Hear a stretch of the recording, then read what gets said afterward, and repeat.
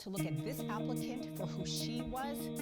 I'm going to go into the field of thanatology, and I said, great. So first we try to maintain their reimagined view. In child development, it doesn't happen. Part though is if that hose that runs from stealers who take too many children, or same woman who months before the agency said, 41 years ago when I started as a judge, I believed that if I simply did my little piece of the system, things would turn out right for those kids. Since then, I've discovered that the system doesn't do that very well at all. There are twice as many children in foster care today as there were when I started. And we know that children in foster care don't do well. But we use the same approach today as we did when I started 40 years ago. We use foster care as the intervention of choice. We remove kids as the threshold to getting help for their families. And our focus was on safety, and I have no problem with a focus on safety, but it's the next step that we need to take. Safety is a necessary, but it's not a sufficient. We cannot focus on safety and then move on to the next case. We need to follow up. If we're going to get involved in a child's life or a family's life, we need to follow up and make sure that we heal rather than just process. By the time I left the bench, I was seeing second, third, fourth generation kids in foster care. And applying the layman's definition of insanity, you do the same thing over and over and hope for a better result. We did not do a good job when we had their great-grandparents. We didn't do a good job when we had their grandparents. We didn't do any better when we had their parents. What makes us think it's going to be any better today? If we put kids into foster care, we've simply kicked the problem down another generation. We need to instead do something different. And that something different is to help families heal. Heal from the trauma that got them into this situation. It's not just what did you do, it's what brought you to this place. ACEs is a part of that, the adverse childhood experiences. And we know that if you have a high ACEs number, your life expectancy is less, your physical, your mental health problems are all exacerbated. But ACEs is not a fate. It's not your destiny. It's a diagnosis. For those children, when they become parents, that can be ameliorated, that can be healed if we focus on doing that, instead of simply using that as an accusation. You had adverse childhood experiences.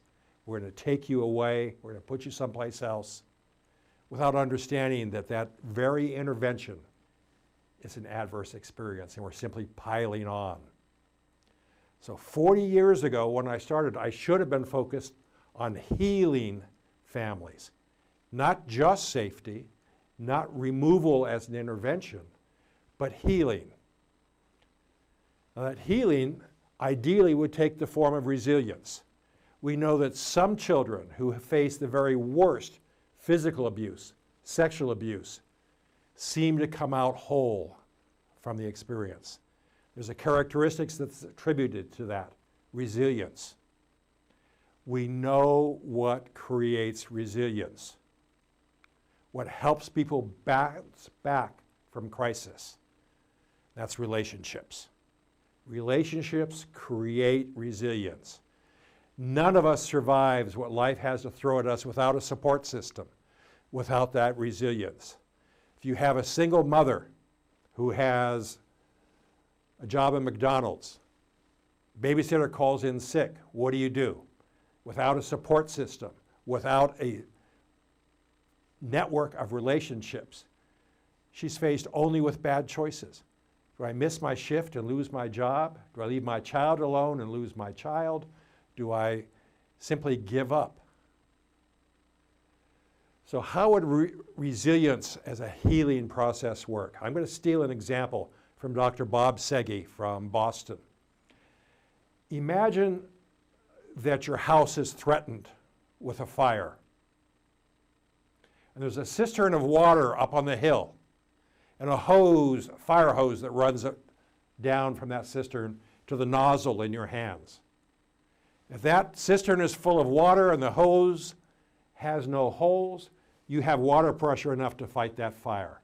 And that fire are the crises that are going on in your life, the traumas that are impacting you. Well, for our purposes, that cistern of water are good experiences, the positive experiences. We're not talking about just Disneyland kind of positive. We're talking about dinner with the family. We're talking about dad reading a story at bedtime. We're talking about a hug from mom.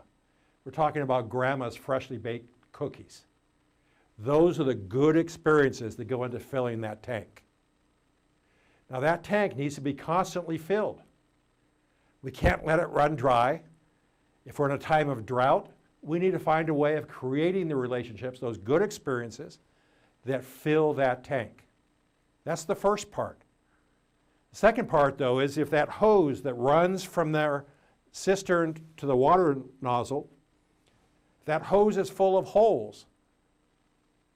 That's the ACEs, that's the trauma. And every relationship that's positive is a patch on that hose. If we can do enough water in the tank and patch enough holes, families will be able to fight the fire in their own life, the crisis. We want enough patches to patch the hose, and a few extra patches are not a bad idea, so you have them in reserve. The more relationships you have, the more resilient you are, the better you're able to manage the crisis when it happens. The problem is that our system looks for, quote, placements.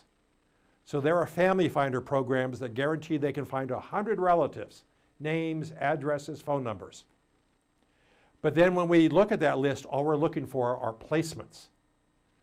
And the problem is that we skip over people like Uncle Joe. Uncle Joe's a single man in the military. He's not going to be available as a placement. But there's no reason that he can't Skype or FaceTime with a child, send birthday cards, send Christmas presents. When he's off of deployment, come visit. Those are the kinds of relationships we should be creating. A lifeline is great, but a safety net is even better.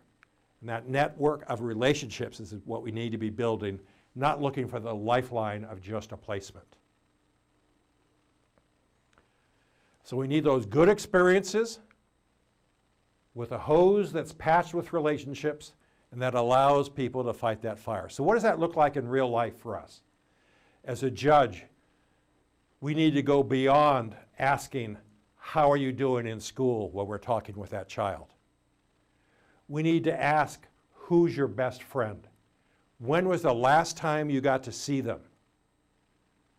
Who do you miss in your family?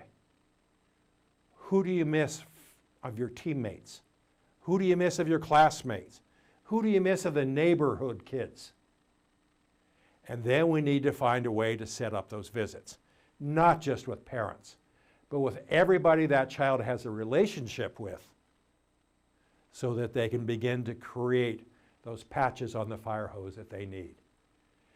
We need to be then working to set up visits with all of those people, not just the parents. And what's even scarier is if we ask those kids those questions, who's important to you, and they don't have an answer, then that's an even bigger red flag that says we need to be working on creating these relationships for the kids. We should be asking not just, are you doing okay? When we talk with that child, we should be asking, what do you enjoy? What are you interested in? What are your dreams? And then we should be trying to connect those kids with people who can help them achieve their dreams, their interests.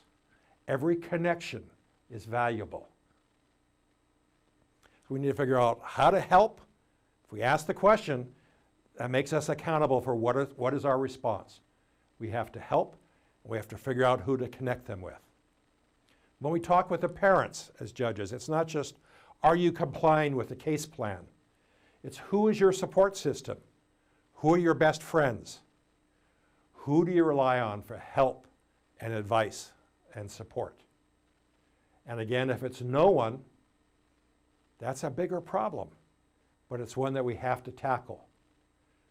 When we deal with extended family, it's not just, are you willing to be a placement for this child? It's how can you support the parent? How can you support the child? How often do you reach out to connect with that child? Again, visits, FaceTime, birthday cards, all those things that say you're important. I can remember getting birthday cards from my grandmother and to have $1 in it, but she remembered me. That was a connection. Those are the kinds of things we need to be looking at. Not just for placements. We need to be looking at answering, how do we get relationships? How do we support existing relationships? How do we build natural ones that may be non-existent with aunts and uncles or cousins? How to create new relationships, both short-term and long-term, that will help support that child and their family. We need to be looking for those relationships for the children and for the parents. When we're talking with caseworkers, as judges, we need to ask, not just is the parent compliant with the case plan, we should be asking, what are you doing to support good relationships? What are you doing to support the success of this parent? Not have you given them a list of places they need to go, but what are you doing to support them in accomplishing those things? We should be asking not just when was your last visit with a child, we should be asking how can we increase the number of visits? We know that the average family gets 1 hour visits a week when the child goes into foster care. If we add 1 hour of visits, we triple successful reunification, doing nothing different in the case. We add 1 more hour, we triple it again. So from 1 hour, 1 visit, to 3 visits, 9-fold increase of successful reunification, doing nothing different in the case. That's just the tip of the iceberg of what we could be doing. So we should be asking, how can we increase visits? How can we increase time with parents and extended family and friends and anybody else that has a positive attachment to that child? And we should be asking, not just has the parent proved that they're drug-free or proved that they have gotten their GED. We should be asking of the caseworkers, how did you help them succeed? What did you do to help them achieve success? That's not a free pass, but it's a question of how did you help them succeed? If we want parents and children to weather the next crisis that comes in their life, and there will be a next crisis because the world is not kind to people. When that next crisis happens, if we want them to succeed, we have to build a system around them so they can, so they don't reach a crisis where they simply have a bad decision. We need to build, support, enhance, and honor the relationships that they need and that they have, and we need to build that resilience automatically so it's there for the next step to success. As the noted philosopher Tigger says, life is not about how fast you run or how high you climb, but how well you bounce. We need to help the families bounce when the world throws problems at them.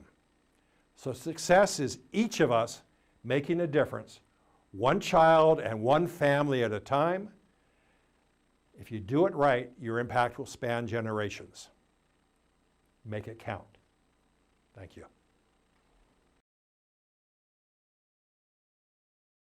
Two separate tracks, two separate worlds. Native Americans in the United States actually live